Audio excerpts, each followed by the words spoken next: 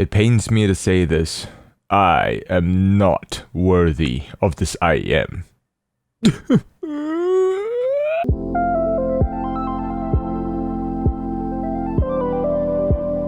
Hello and thank you again for clicking on this video where I'll be sharing my experience of Sony's flagship in-ear monitor, the one and only, the legendary I.E.R-Z1R.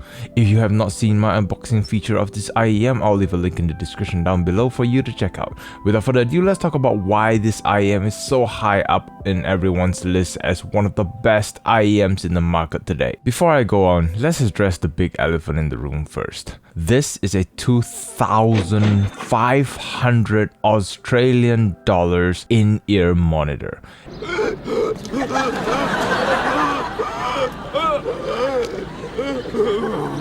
Yes, you heard me. We're talking about Summit Fire here, not hi-fi anymore.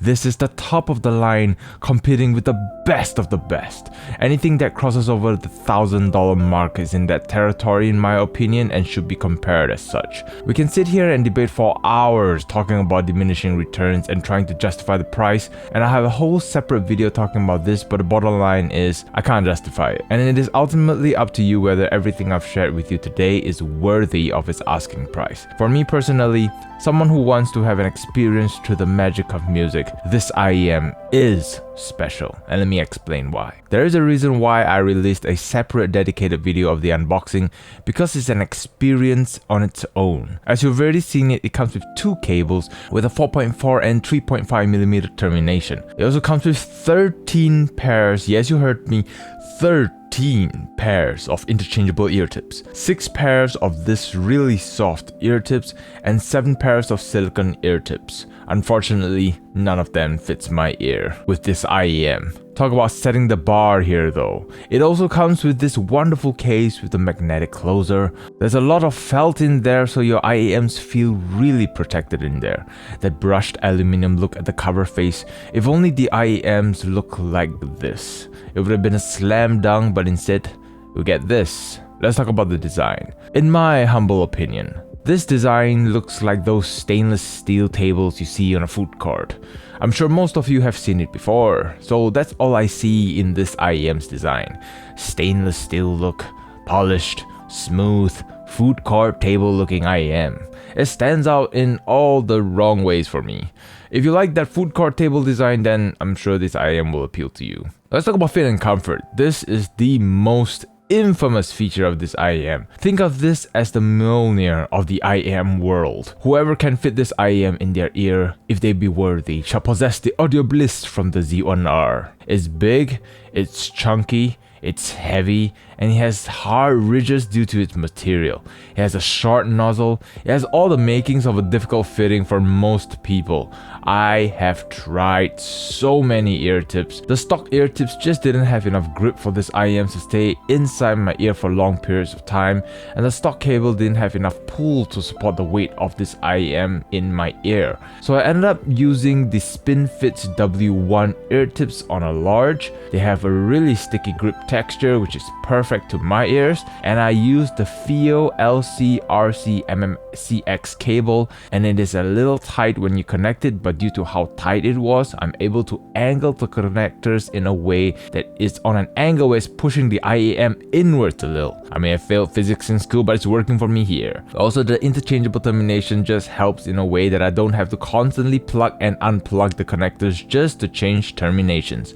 I'll leave links in the description down below if you're interested in checking them out. There are Amazon affiliate links, so they will help the channel but will add no additional cost to you, so unclench those cheeks. So here's a few test tips when you're trying this I.E.M out. If this portion of the I.E.M is sticking out of your ear no matter how deep you're trying to stick it in, it doesn't fit.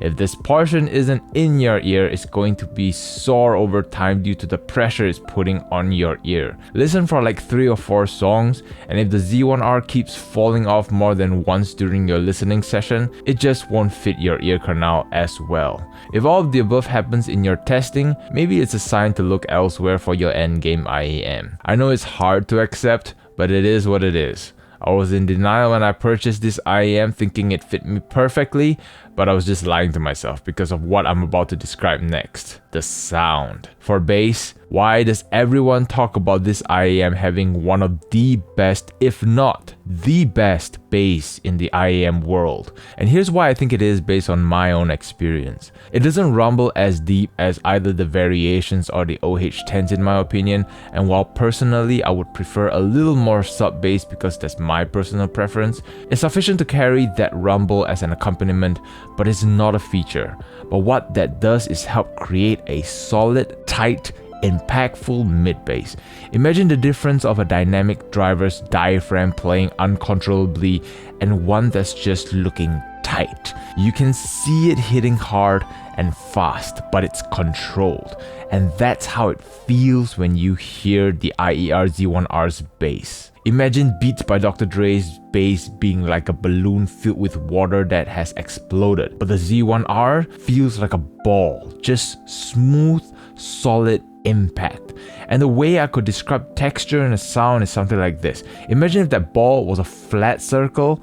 That's how a lot of budget I.E.M's bass sound like. It's impactful, but it's flat. You hear the pound, but for the Z1R, you hear the thump. You feel its weight. It's heavy, but solid. It's one of the best bass experience I've experienced in an I.E.M. If you ever do test this I.E.M, try Bad Guy by Billie Eilish, Sayonara Baby by Fujikaze, and Get Lucky from Daft Punk and Pharrell Williams, and then go back to other I.E.Ms. See if you can not only hear the difference, but feel it as well. I know I did. For the mids, if there is one thing to nitpick about this I.E.M, it's in the mid-range. It is recessed and it's overpowered by the quality of the bass and the treble, which I'll explain later, but not in a way that the bass is bleeding into the mids or the treble is too piercing, but it's just that they focus so much on those two categories that the mid-range took a back seat, and quite literally in that sense. The background music sounds almost on the same plane as the vocals, and at times I hear so much detail in the background that vocals get lost in that presentation. The treble does have its peak, but it's at a point where it's just tipping the toes of being sharp and piercing for me, but it never actually crosses that line. I understand why people would call this sweet treble, because it's high enough that notes sound open and airy without sounding too piercing, but there are tracks that still made me sort of feel like I'm about to wince, but I never get there, so it's just right on the line for me, and I think it's really well done. It really helps a lot in the imaging and resolution, which I'll explain more later.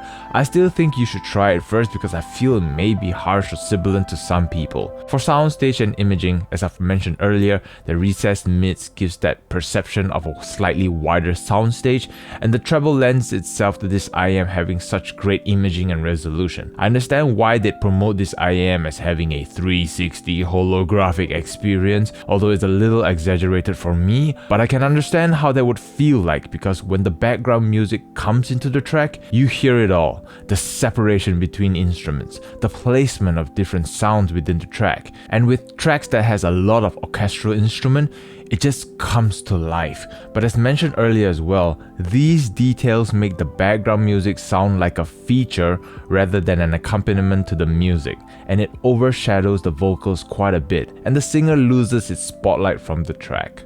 For storage, this I.E.M does require some power for you to hear that beautiful bass at its peak. I'm reaching the 8 to 9 o'clock dial on the EF400 on the 4.4mm balanced termination. On the 3.5mm termination just needs a little bit more power, so the dial will be on the 9 to 10 o'clock position, but surprisingly from my phone, I'm still able to power it with about 20% volume left. This I.E.M can be driven out of your average everyday source like your phone, but you get more out of running this on a more powerful source and on the 4.4mm termination. If you really can't afford a full-size DAC amp combo, I would at least recommend a dongle that has a 4.4 termination, or if you're using the FIO cable like mine, then you can opt for dongles with a 2.5 termination. More power, baby. The Z1R needs them.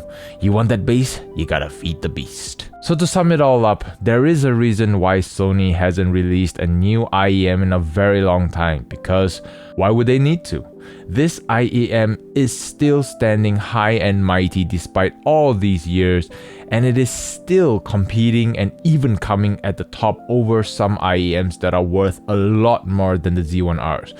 But it comes at a cost. You must be blessed with an ear befitting of this IEM, and if you manage to get it to fit perfectly without having to be in denial for 99% of the time like me, then text your mother and father. Thank them for blessing you with such ears and strap on, because you're in for a musical ride. What an experience. Where do I go from here? This is now my reference for understanding what quality-based sounds and feels like. And every other IEM at other price point will solely be compared to this. Let's see who can come close at a cheaper price. Definitely not the IE300. Sorry, Sennheiser. With that all said, that concludes my experience with Sony's IER-Z1R. Do you have this IEM in your collection? Share with me your thoughts and experience of this IEM in the comment section down below. Is there an IEM out there that has better bass than this? It can't be. I'm curious to know. I hope you enjoyed what I've shared in this episode. If you did, don't forget to hit that like and subscribe button. That really helps out the channel and I truly appreciate your support. Until the next experience, take care and I'll see all of you in the next video.